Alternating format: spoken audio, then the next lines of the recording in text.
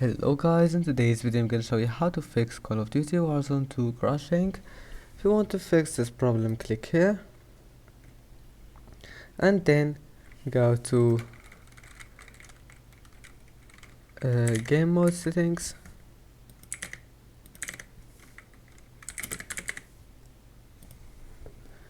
Turn on this option, go to captures, turn off those two options, go to Xbox game bar, turn it off, go to device manager. Now go to display adapters, double click on the first one, driver, update the driver, and then search automatically for drivers and do the same thing to the next one, and then go to GeForce Experience. Now go to drivers, check for updates, install the latest update if you find it, and restart your PC. Your problem must be fixed, and see you in the next video.